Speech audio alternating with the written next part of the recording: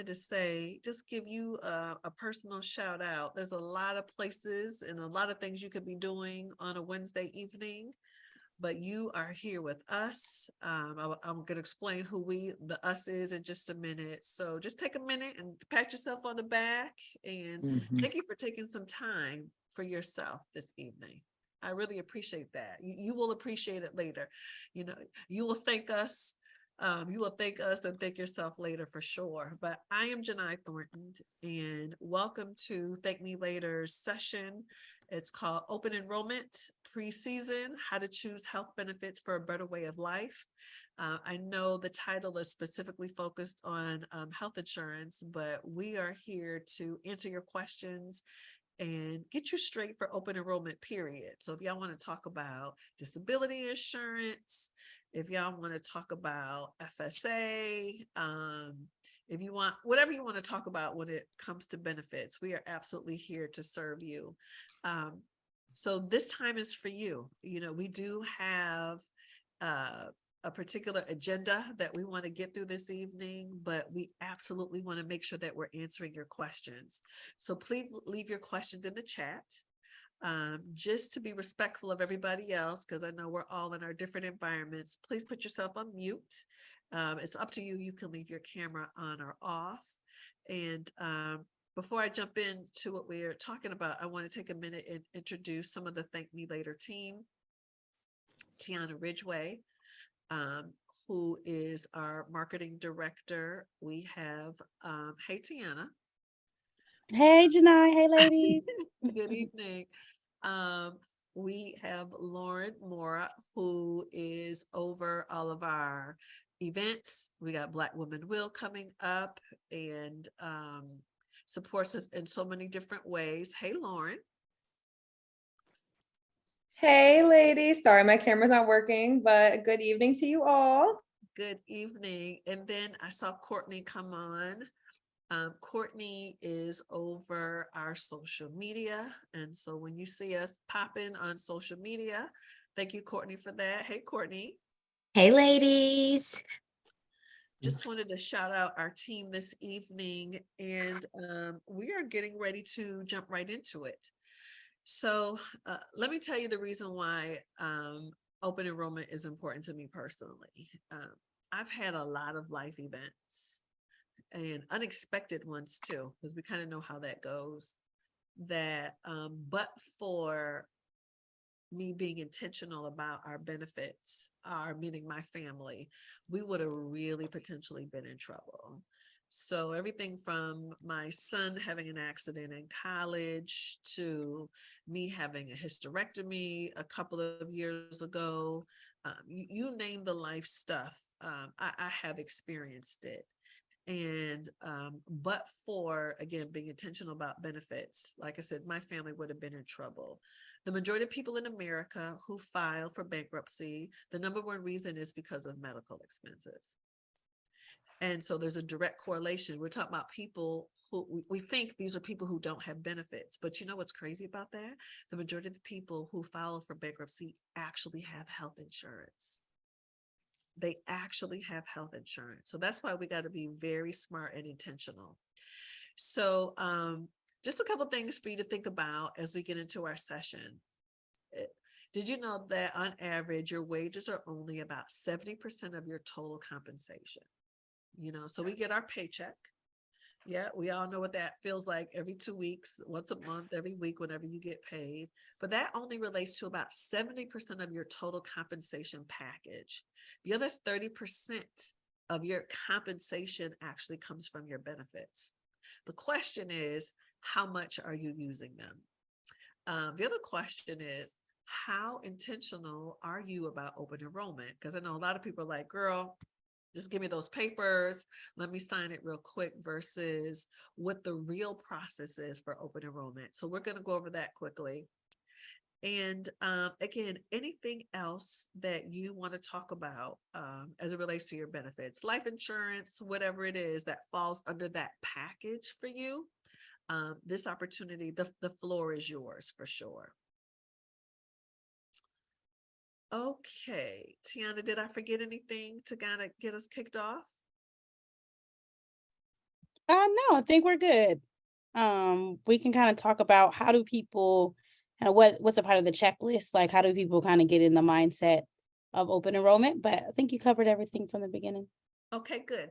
So, and to really get some guidance on the whole benefits process, please make sure you're using the tools that are within our Thank Me Later community. So you're here because of that. But I want to make sure that you all are tapping into the PDF documents that we have sitting out there that are really, really helpful. Okay.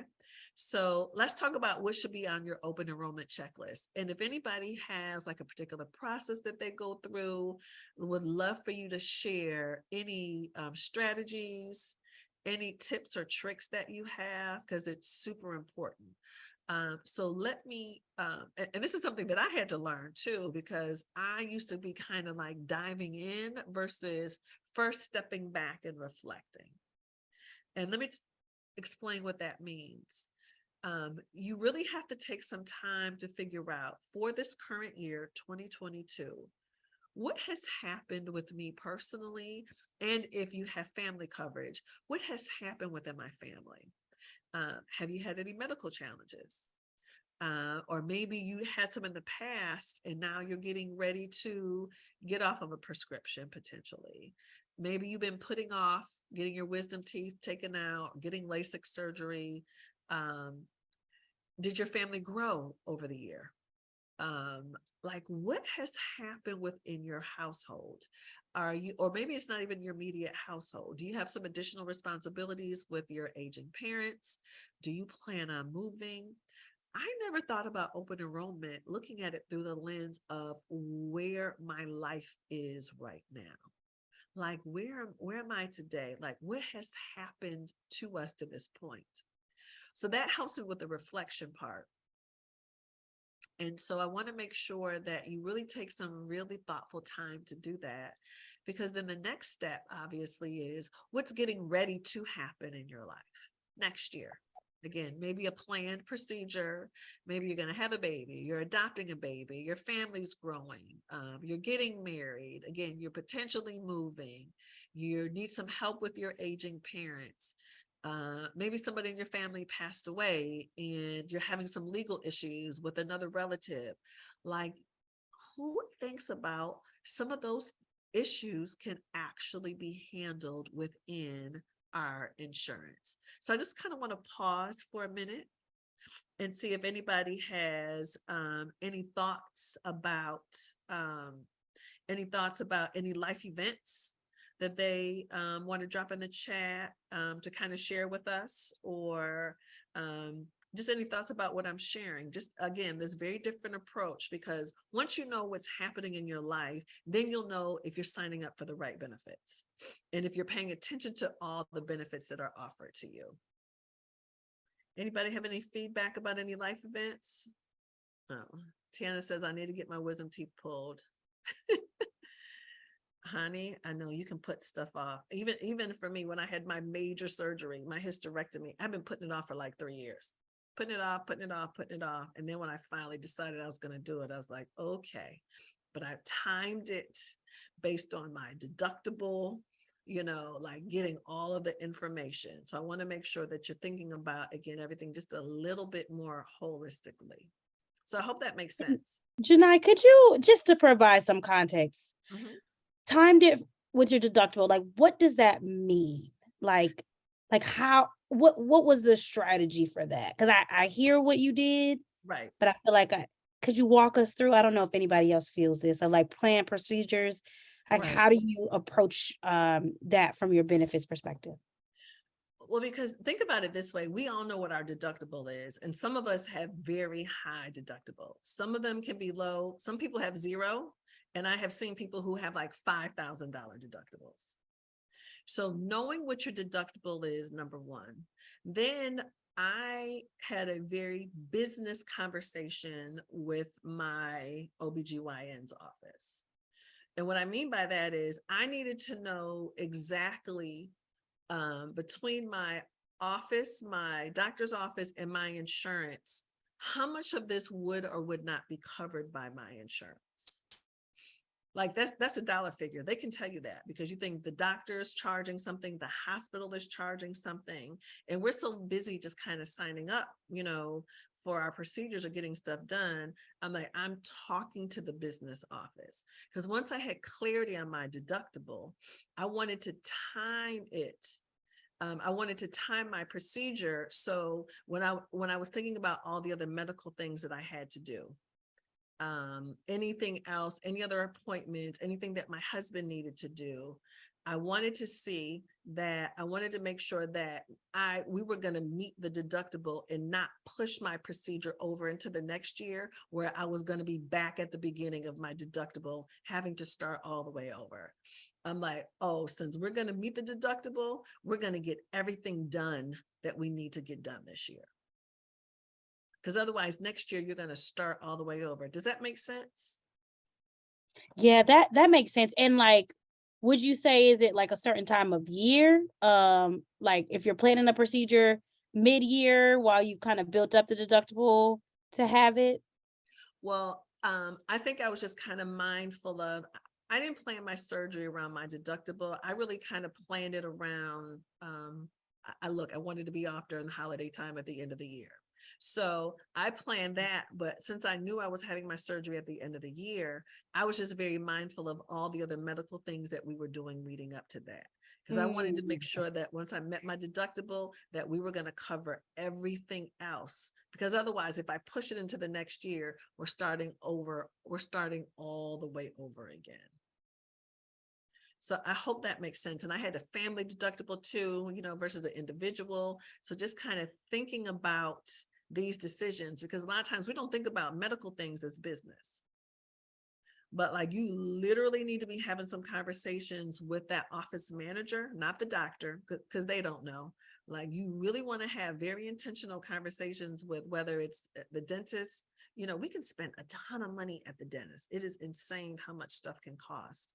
But find out based on your plan, how much is going to be covered, what is my deductible, and how much of this am I going to have to pay out of pocket that's going to go towards my deductible, and again, anything else that you're going to get done or have addressed to time it if you can. Obviously, if you have a life or death situation, please don't do that.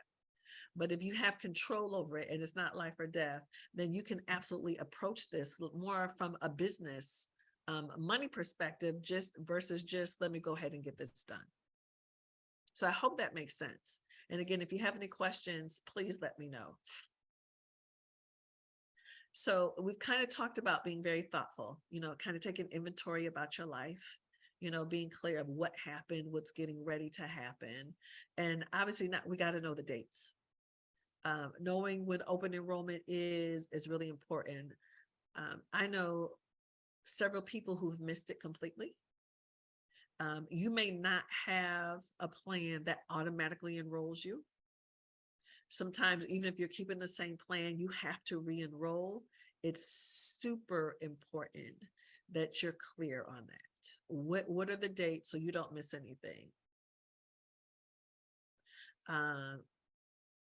Forgive me if I pronounce it. Kiana says, I'm switching jobs, income from, I'm high-fiving you for the income increase annually. Now I'll be paying for everything.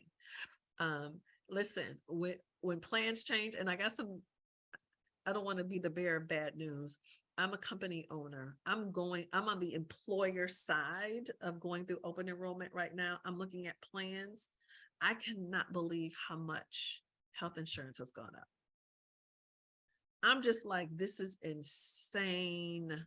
And I'm talking about, which is interesting, your age matters.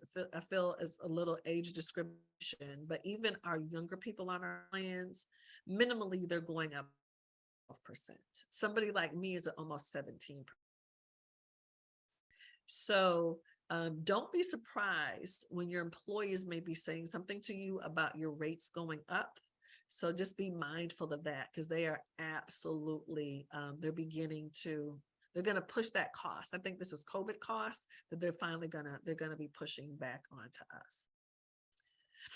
So anyway, know your open enrollment dates. And then again, please schedule some time.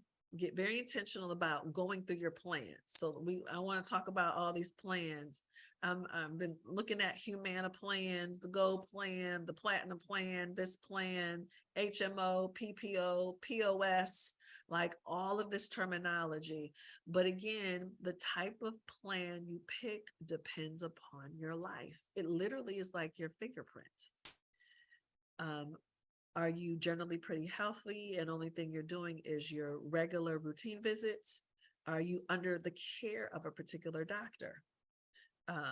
Before you make any changes or bust any moves, you want to make sure that your provider is falling within your network.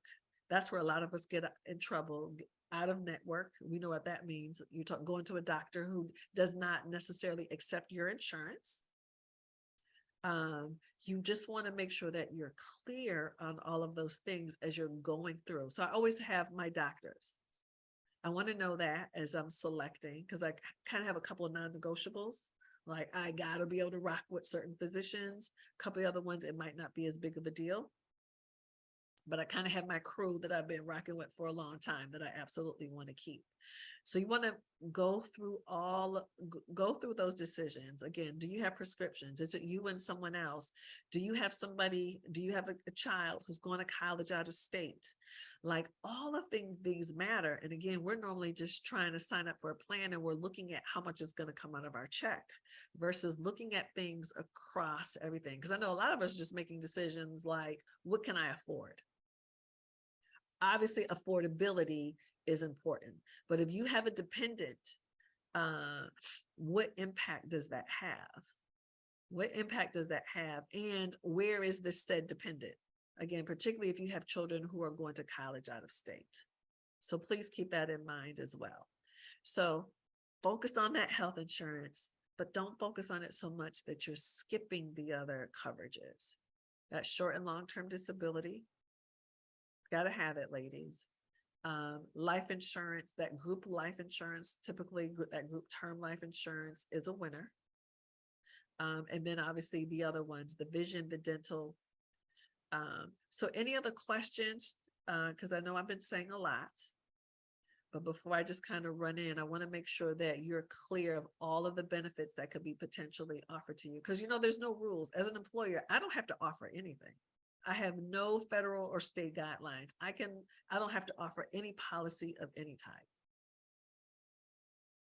So everything is on that sheet. Is there any way that we can share, Tiana, what is on that checklist for folks just to kind of take a look at it? That might be helpful. Yeah, just dropped it in the chat. And then we did have some questions from the community. We could sprinkle some of these throughout. Okay. But you kind of touched on some of these, so I thought it was a good question to ask. Okay. Janae from the community asks, what is the difference between an HMO, a PPO, and a POS health insurance plan? All the acronyms that we don't really know what that means. So. Okay. So there's an HMO, there's a POS, there's an EPO, there's a PPO, and then there's an HSA. I mean, we could just hang up and get off the Zoom right now. It's like, who is supposed to be able to keep up with all of this? So here's just a few key things that you need to know. HMO just means health maintenance organization. Don't know what that means to us as individuals. These typically are your cheapest plans. Normally, they're the cheapest plans. The only thing about the HMO is your primary care doctor is kind of like the boss of your health. You get to pick your primary care doctor, but you're going to have to get that referral. You have to get that permission before you go see a specialist. So again, typically pretty budget friendly, but there can be some restrictions if you want some freedom. PPO, which is my personal favorite, which stands for Preferred Provider Organization. Preferred Provider Organization. Don't even worry about what the words are. This is the plan that gives you the most freedom.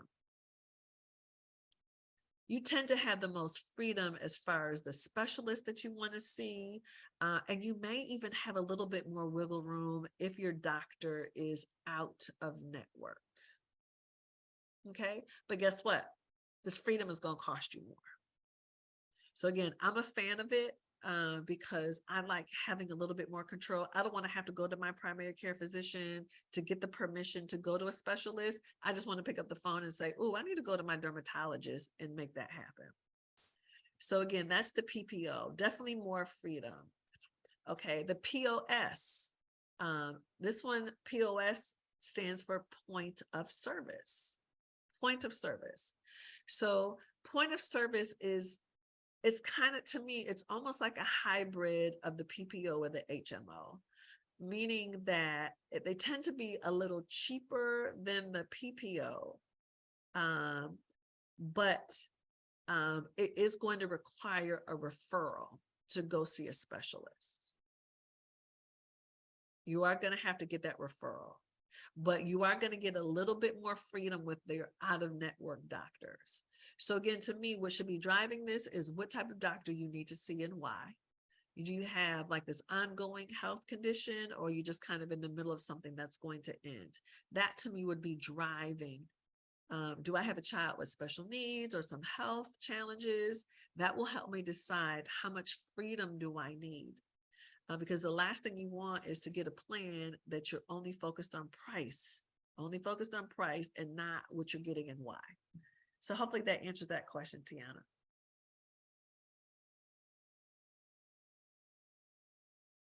Did you have another one from the community, or did you want me to? Oh yeah, I have another one. So you mentioned disability, but could you provide some context into why is it important to have both short and long-term disability insurance? And this question was from Tiara from our community. Okay. Thank you, Tiara. Okay, anybody here have disability insurance? I'd love to know. Please drop it in the chat. Short and or long term. Anybody here have it? If you're part of my team, you do have it for sure. Do you even know that? Do you ladies even know that y'all have that? I recall signing up. Disability is one of those insurances you don't really focus on it until you need it. And so what this means is you have either some sort of illness or life event. And a life event, meaning a health life event. You've had a baby, you've had surgery, you've had a car accident, and now you cannot return to work. And what the disability insurance does, it replaces a percentage of your income. That's its job. So you're not ever going to get 100%, because you know why they won't give you 100%, because they don't want you that comfortable being at home. They want you to recuperate and come back to work. So if they give you 100% of your compensation, you might be like, ooh, this life is pretty good for me. I think I want to continue with this. On average, you only get about 60% of your income. So it's better to have 60 than nothing. And then obviously there's the difference, Tiana, what you said, is the short term versus long term. So short term typically means you're going to have this coverage, and depending upon the plan, it can be for 3 months, 6 months, 9 months, or it can be up to a year. All the plans are different. And then typically long term can start at a 3 or 6 month, but a lot of times they don't start until after 12 months. So this means that you probably aren't going to be back at work. Now, what's interesting about the long-term coverage is your policy can cover you for some policies up to 10 years. So it's not, that's why you want both, because you could have a life event, most people go out on short-term disability when they have a baby. But again, I keep talking about my hysterectomy. I went out on short-term disability when I had my surgery. So I got a percentage of my income during that time. What throws a lot of people off about disability insurance, you have an elimination period, meaning that once you get sick or once you have this accident, your coverage does not start immediately. It may take, you may have a 30-day elimination period before they'll begin to pay you. So just really important to know that. It's good for the people around you to have it too, because you don't want to be the one having to kick in and help somebody because they don't have the coverage. There's nothing worse than being sick and then you're sick and you're worried about money. So please make sure if your employer has it, it's typically cheaper to get it through your job. I would personally sign up for both. I would make that available in my budget for sure. You absolutely want to be able to do that. So I hope that gives you some context on that. Yes, and then I have a follow-up question. Okay. If someone has to use their insurance for short term or long term, I don't know if it's standard, but is there a certain process of is it like filing a claim like you would do for your car insurance or something like that? And it's very similar to that. So what's really good about it, if you're going to have a planned procedure, you can actually turn in your paperwork before. You're like, oh, I'm going out, on this date. Here's the surgery that I'm going to have. You can literally turn in your stuff before you leave. You normally are not communicating directly with the company. It's normally someone from HR who's kind of facilitating the process. And you have to get, paperwork from your doctor's office, to prove, what you're getting. And then they also are going to say what the expected recovery time is. Because, if I'm going to have my surgery on this date, they expect for me to be out for 4 weeks. I should be returning to work at said date. They're factoring all of that in. It was interesting to me when I went out on disability, they gave me my money all at once. So although I was out for 8 weeks, they sent me one check. I was like, oh, this is dope. This is nice. I filled out my paperwork. Submitted everything prior to my surgery. Once I had my surgery, I got one check. I was done. So again, you have to have it. You are 3 times more likely to become disabled than you are to die. So that means you're more likely to have a disability event in your life. Now, again, that could be something, it could just be having a baby. That's technically you're on disability then. But you certainly want to make sure that no matter if it's a planned or unplanned life event, you've got to be able to replace that income. Again, you talk about being stressed, be sick and don't have some income coming in at all. And then last question on that. This is making me think of things. Sure. So you had mentioned that sometimes it's I don't know if you said waiting period, but it's kind of like a waiting An period. elimination period. Elimination period. Is Yes. that a benefit of if you have a planned procedure to do the paperwork ahead of time? Does that possibly help shave off some of that time? No, And that, oh no. no. Elimination period is a standard. So Oh, every there's no set rule about how long the elimination period is. So that's why I'm not going to say it's always this. It's always. It depends on the type of policy that you have. Because for a short-term policy, I think like when I had my surgery, I think my elimination period may have been 7 days. But it can be 14 days, So again, I would want to know that though. If I have short-term and if I had long-term, I bet you I want to know what my elimination period is. And I also want to know what's my benefit amount. I'm going to get what percentage of my income. I want to know how long am I going to get paid? If I'm out, am I going to get it for 3 months, 6 months, 12? Like, what's the period of time? I would want to know that before I needed to know that.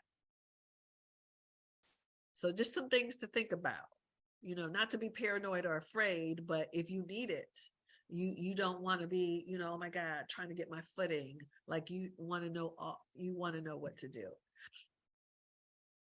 Now, what's interesting that something that's happened to actually one of our subject matter experts in our Thank Me Later community, Michelle Davis, who helps us with our mindfulness, her 37-year-old son, I said 37, had a massive stroke. 37 had a massive stroke. He has like a trach in his neck. He can't breathe on his own. Cannot walk, cannot talk. He's 37 years old. She lives in Georgia where we live. Her son was in California. What it took to figure out his benefits. because you think your child is grown. Like she had no idea. So she was starting from zero. So just be mindful of that. Not just if you have kids, but if there's anybody in your life, whether it's your spouse or your sister, anybody where you're going to have to help or be in charge if anything happens, it might be a good idea to have an idea of what they have and where it is. Oh, you have a principal disability policy. Good to know that. Or at least have that those emergency numbers. Like you want to be able to call HR. A lot of people don't think about that. You think about what friends or family to call in an emergency. You might need to be able to contact their employer as well. So just food for thought, because life can kind of, again, it's not always planned. So it can really kind of catch you off guard. And again, any questions that you have before using the short term? Oh, Valencia said I had to use my PTO before using the short term would kick in. Not if the same for all employers. Now that's a good point. I have seen people use their PTO up before their short-term disability kicks in. I've seen people do that for maternity leave or other planned procedures.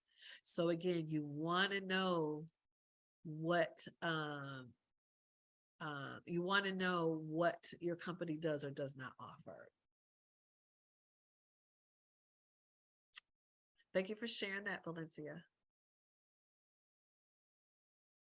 Any other benefits that y'all want to highlight or talk about, or you have any questions about? I got a couple things that I would like to cover. But I just want to make sure that you all are like ready, like we are in open enrollment. I'm assuming everybody knows what open enrollment is. Like it needs to be on your calendar, like legit on your calendar. Excuse me, I'm super congested today. But any other benefits? Well, I'm just going to transition us into life insurance. It is normally group term. It is so cheap for an employer to offer it. Again, we're a very small company. I think we're a total of 14 people. Our group term is so cheap. We pay 100% of it for employees. I think it costs us like $3 or $4 a person to cover it a month. It's very inexpensive, but you may want to get more coverage. So anybody who has a pre-existing condition and it's very difficult for you to get life insurance, you absolutely want to make sure that you're signing up for your company group term, because it may be the only policy that you can get based on your health situation. So it's really, you want to take advantage of that. That's a little move that you can kind of bust to kind of work around, because you don't have to take a physical. There's no physical involved. So please definitely want to take advantage of that and find out if you can upgrade. Can you get a higher amount? What amount can you go up to before you have to take a physical if you have a pre-existing condition? Now, the only thing is, ladies, about this work life insurance, it is not always portable, meaning you leave for whatever reason. You're moving out of state, you're getting a new job, new opportunity, whatever you have going on, you may not be able to take your life insurance policy with you. Because a lot of people are like, oh, I'm good, I have life insurance. It might not leave with you. So I would want to know if it's portable or not. And if it is portable, what's the cost going to go up to if I try to take that policy with me? So that's super, super important. I'm a big fan of life insurance. We all need it. Anybody have any idea how much you should have on yourself? If you have some family that cares about you and or depends upon your income, anybody know what the standard rule is? And you heard of the rule? You should multiply your income by what amount? Just drop that in the chat. I'm curious. So if you make $50,000 a year, you should multiply your income by what number? Joyce said 25 times, 10 times, 25, 9. Okay, so the experts, here we go with the air quotes with the experts. Experts say you should multiply your income times 10. You make $50,000 a year, meaning you should have $500,000 in life insurance.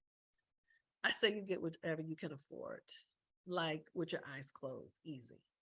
If you can afford that easily, I think it's a good idea. If it's a strain on your life or your lifestyle, then I wouldn't do it.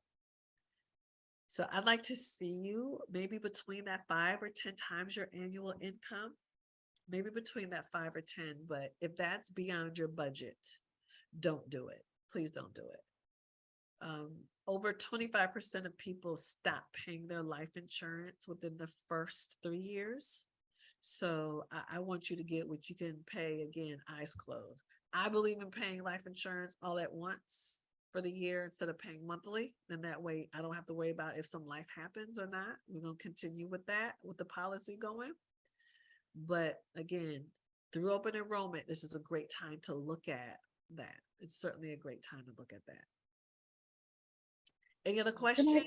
Yes. Could you talk about the different types of life insurance, like term, whole life, universal life? Isn't that one? Like all Yeah. the options.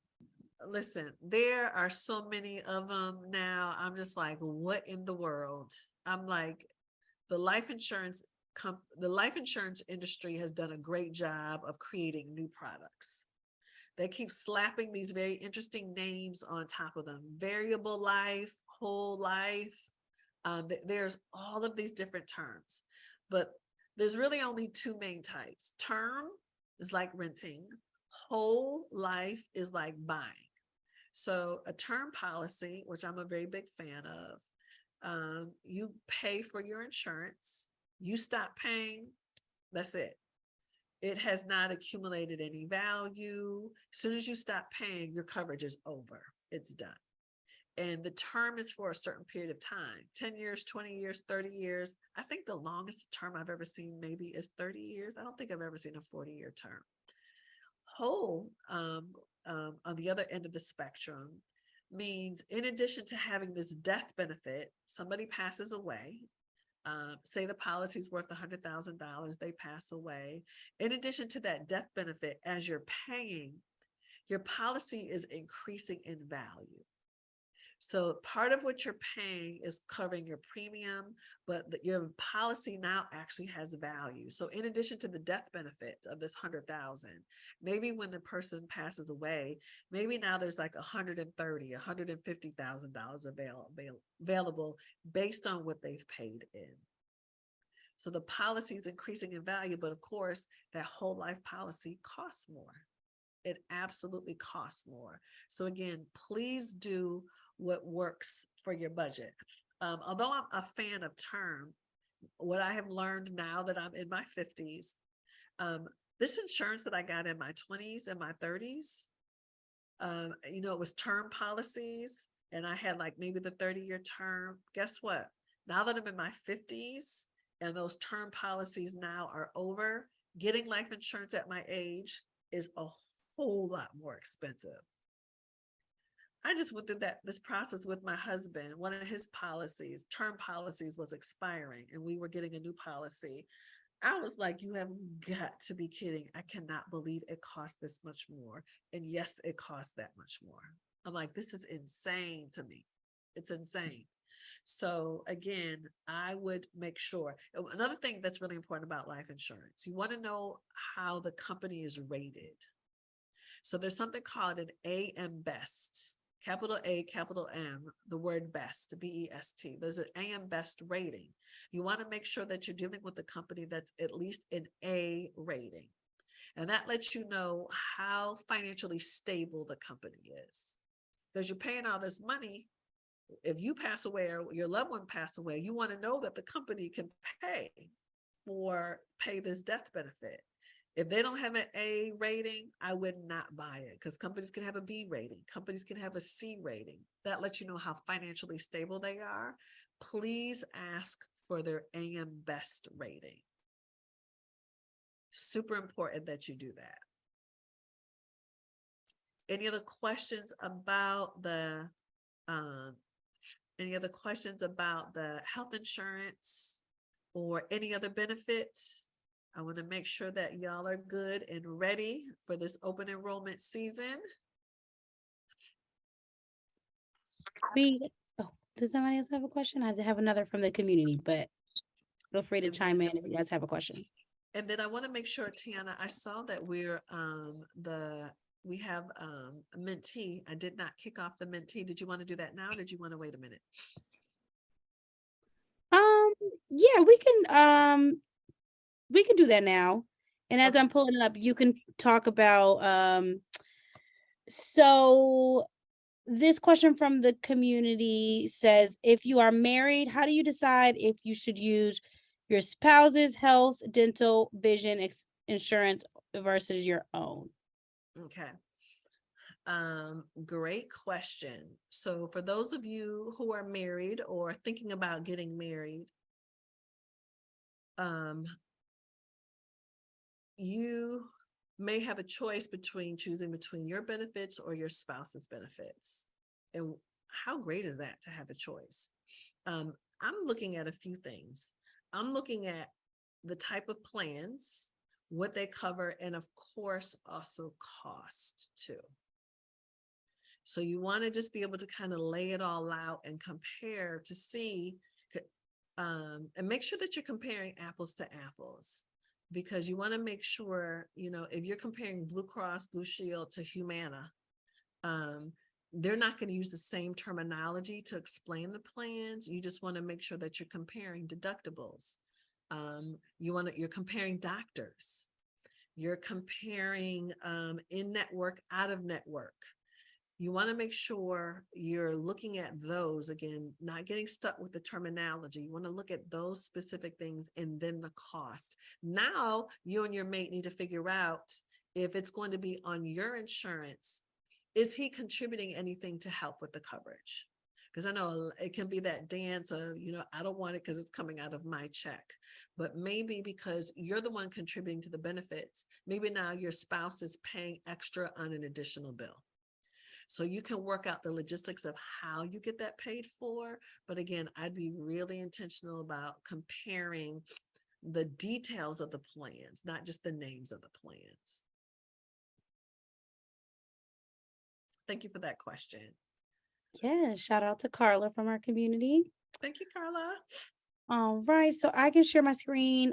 So ladies, Menti is a cool tool that we use to get engagement and just to kind of see what similarities we have, where we are. So I'm going to share my screen and we can do a few of these. And then Janai, if you want to close out with Q&A and talk about the curriculum, take care of your damn self as it relates to benefits. We can close out that way. But I will share my screen. So ladies, if you can pull out your phone, your devices, and go to menti.com.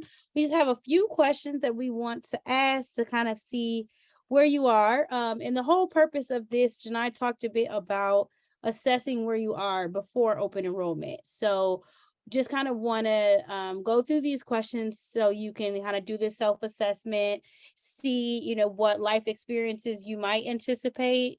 Life has a way of kind of throwing things at us that we can't plan for. But, if you are planning for, expanding your family or a planned procedure, like should I mention, just kind of thinking through how you want to approach your benefits. So if you could go to, my screen's covered a little bit, but menti.com and type in, I'm sorry, I can't see it.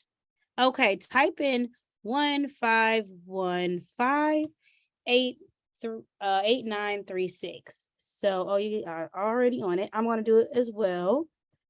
And the first question is, how confident are you with selecting your benefits? So type in menti.com in this code 8936. Okay. Think I'm falling in the middle. Okay. The last one is girl, I'm struggling. And it looks like people are not struggling. That's good. All right.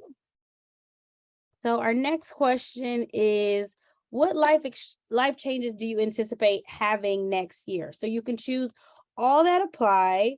Some of them are getting married, expanding your family, starting a new job, becoming a full-time entrepreneur, plans procedures, if your child will be aging out of being on your health insurance, So kind of want to see where we are there.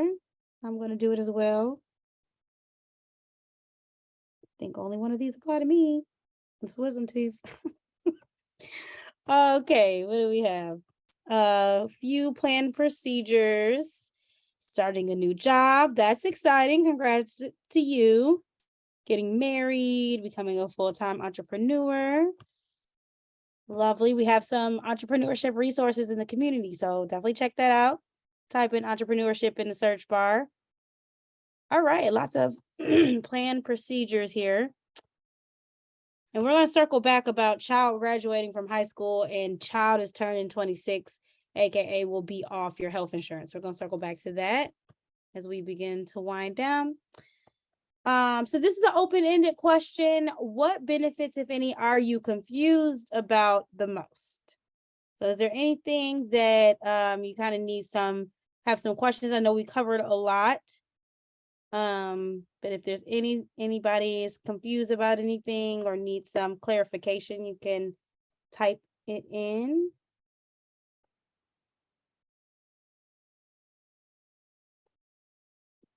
Okay, seems like we're good here.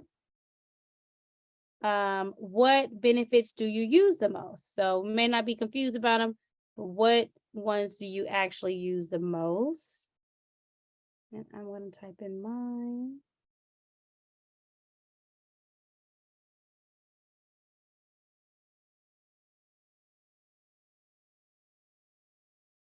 All right, we got medical and dental and vision, HSA employer paid portion, vision and health,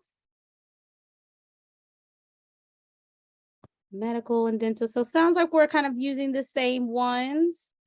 Nobody mentioned EAP. So Janai, when we finish these, if you want to talk a little bit about what EAP is, I know you have mentioned it on Instagram Live, but in case folks are not leveraging that, we can circle back to that. And I also would love for the person who mentioned their FSA, if they were confident in talking about that, if they could explain that. That is probably like my favorite benefit of one of my favorite benefits of at all. If you're comfortable talking about it, would love for you to come off of mute and share what you use your FSA for, or minimally just drop it in the chat for us. That was me. I use FSA. I love it. It's one of those benefits where I'm paid upfront, so I choose the amount that I want for the year, and I get that amount upfront to use towards all medical expenses, dental expenses, vision expenses, and also I have one for dependent care. So I have an FSA for my dependent care. So for my son's daycare, I'm also able to pull from that to take care of his daycare as well. So I love it. It really helps when it comes time to take care of medical expenses. I don't have to worry about where that money's coming from because I have a card that I'm able to just use to take care of those expenses. And also every 2 weeks when I'm paid, the money is taken out to cover what I've been paid up front for. Yeah, I love it. And having that little debit credit card and you can pull it out, you're picking up your prescription, you whip that out. You're paying your co-pays, you whip that out. I'm like I said, now you don't even have to think about it. It doesn't mess with your budget. What money you have in your bank account is yours. You don't have to worry about it throwing it off. So I love FSA, flexible spending account. Thank you for sharing that. A lot of employers offer it. It's a highly underutilized benefit. It's your money, although it is your money, but it's coming out of your check pre-tax before taxes get taken out. So it actually helps you pay less in taxes. So it's like you're winning all the way around. And if you have young kids, you can use it for daycare too. So thank you for sharing. But to me, it was a game changer for me. Oh, how I pay for my contacts, my glasses, all the stuff that I have to pay for. Ask your employer if they have it. Yes, Latanya, thanks for your comment. She said, I use FSA for medical and dental expenses. I use EAP for counseling services. Love Can you that. talk a bit about what EAP is? Okay, Employee Assistance Program. This is probably the most underutilized benefit that we all have because we're not mindful of it because you're not selecting anything, you're not signing up for it. Companies spend a lot of money. And even if you work for a small company, a lot of us have EAP benefits. So you can use them for things like counseling. You normally will get like a certain number of reduced or free counseling sessions. Maybe you need help with, you have an aging parent. Remember, I brought that up earlier, and you need some resources, guides on, based on the city that they live in, some resources that you can tap into. EAP can help with that. A lot of times EAP can help with moving moving challenges, not expenses. Let me rephrase that.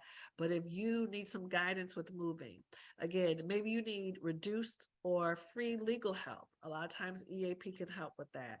There's just an array of all of these services that they offer that very few of us take advantage of. So please tap in, find out what is offered within your EAP program, and be very intentional about leaning in and using those benefits this year. I promise it will make a world of difference for you.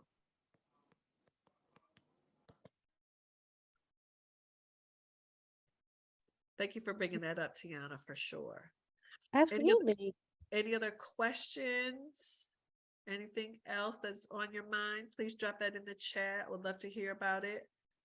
Under EAP, and my employer offers emergency backup care. I get 10 days a year for emergency elder care. Oh, I love that. That's huge. That's a huge benefit. Like I said, there's so many things, y'all. We're leaving money on the table. Just a couple things that I wanted to share with the parents. So someone mentioned about having a child graduating from high school this year. Congratulations, mommy. Someone else said something about their child's turning 26 is going to get kicked off of their health insurance. Congratulations, getting your child to this 26th phase. So Tiana mentioned our curriculum, which is called Take Care of Your Damn Self, How to Graduate Your Young Adult Off Your Parent Payroll.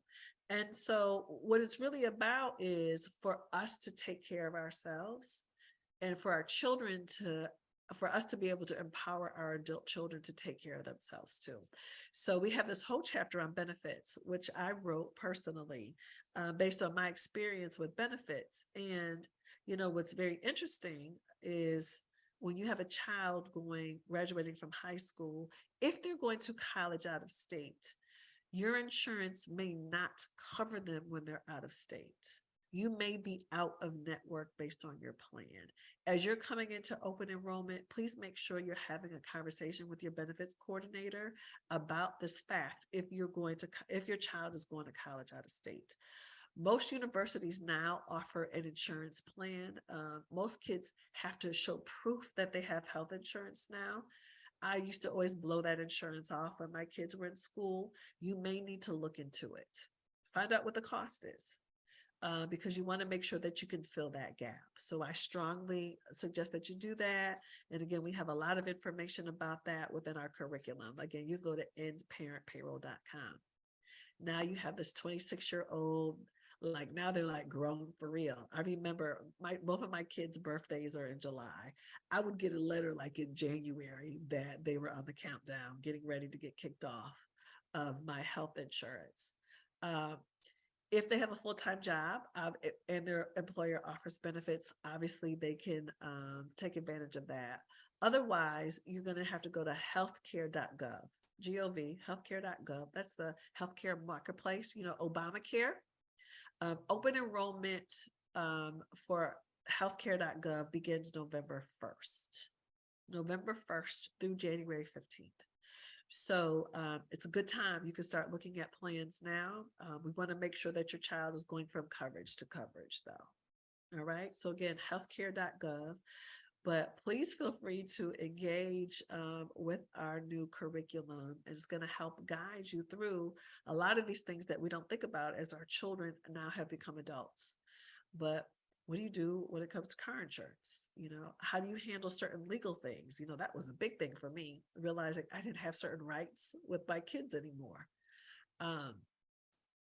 So again, please tap in with us if we can guide you at all. She said, "Very thank you. I did not know about the out-of-state coverage, but yeah, please check on that. It's huge." And again, I didn't realize it. My oldest son, Trevor, had an accident his sophomore year of college. He was home in Atlanta, but crazy fall, fell off the back of his dad's truck. Fractured his jaw in 2 places. Broke his jaw, had to go back to college, wired, mouth shut, had 5 surgeries, 1, 2, 3, 4, 5 surgeries to get him put back together again. And so he had to see specialists while he was away in college in Greensboro. So though he fell in Atlanta and he had all of his surgeries in Atlanta, we had to have care while he was gone.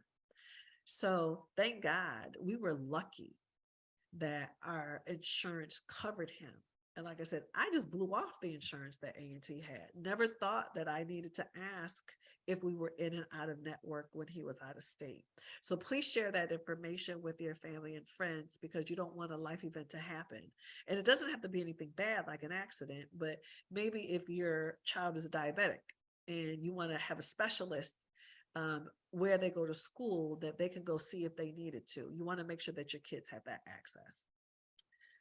So do we have any other questions in the chat? I want to make sure we cover everything before we wrap up for the evening. I can't believe it's already been an hour. But please stay connected with us within the Thank Me Later community. Obviously, October, our theme is open enrollment and benefits. Every month we have a different theme. November, we're coming into estate planning. So we have a lot of amazing content for you in the month of November. So stay tuned for that. We talked about in-parent payroll. I think we're We good. just have one more community question. I think you talked a bit about 401ks, but Chelsea asked, when is a good time to review my 401k account and what should I be looking for? Okay. Everyone's company works a little bit different when it comes to retirement. Some people you can sign up for retirement as soon as you start work. Some people you may have to work there 3 months, 6 months, 12 months. The employer can do whatever they want. This is a good time to kind of check in to know all of the dates.